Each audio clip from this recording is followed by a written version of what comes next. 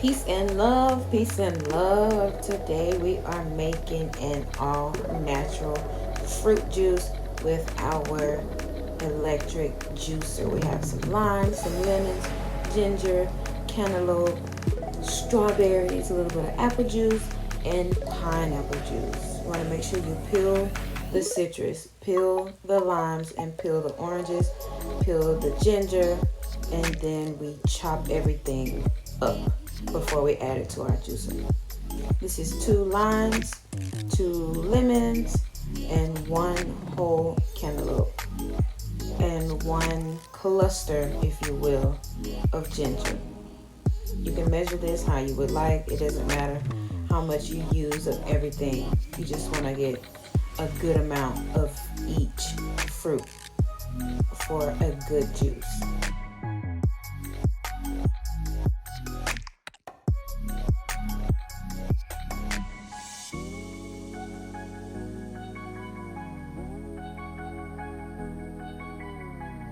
Just a quick tip, you don't want to chop your veggies or fruits down too small, and you don't want to leave them too big because they will get clogged up in your juicer, and you don't want that. It's just be smoother if you chop them at a medium size like here, and that way you have no worries.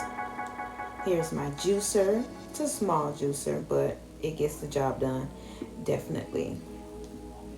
And we just add those in a little by little. Again, you don't want to add too many at one time and clog up your juicer. You definitely want to have a strainer handy so that you can strain the pulp from the juice. You will definitely have pulp on your juice. Have extra paper towels handy and towels because you can make a mess. If you don't mind the pulp, hey, keep the pulp. It doesn't hurt. Now I'm going to add in the rest of the fruits to make more juice. The juice collector is pretty small, so I have to do it in different quantities.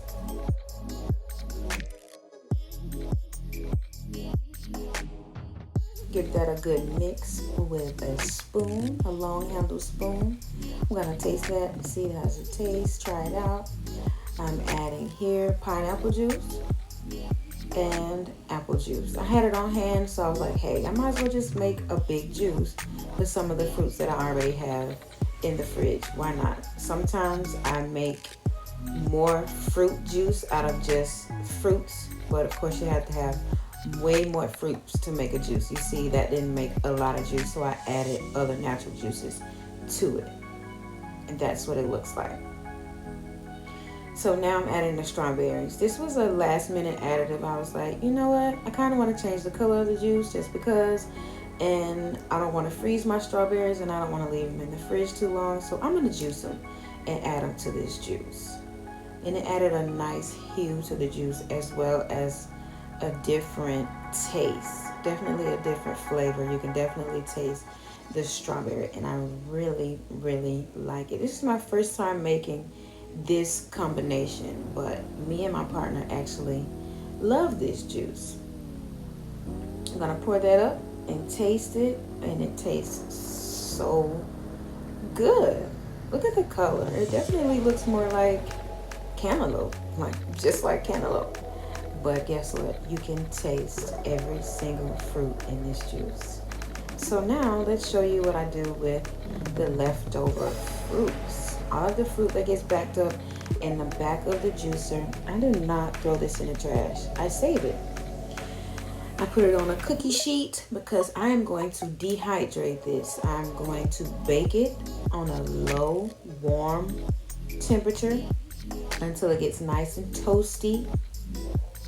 Spread it out on your baking sheet as well as you can. You don't want them overlapping. You want the heat to be able to get to each piece of fruit. Mind you, this is every piece of fruit that I added to the juicer. Strawberry, cantaloupe, lemon, lime, and some of the ginger. Mostly the ginger got juiced because it was already peeled, but this is what the juicer spits back out. This is after it has been in the oven for some time. I don't really time this. It definitely depends on the temperature you put your oven on. I think I had it on 250 maybe or less. You don't want to have it up too high because it will burn. And you don't want it to burn because you will be able to taste that burnt taste. And this is how it looks after it is completely dehydrated. It loses a lot of its color, but you can still smell its fragrance. The whole time it's dehydrating in the oven, you can smell it. It definitely smells like fruits are baking. So I add them to a mixer, or if you have a spice or herb machine that turns them to powder, that is great.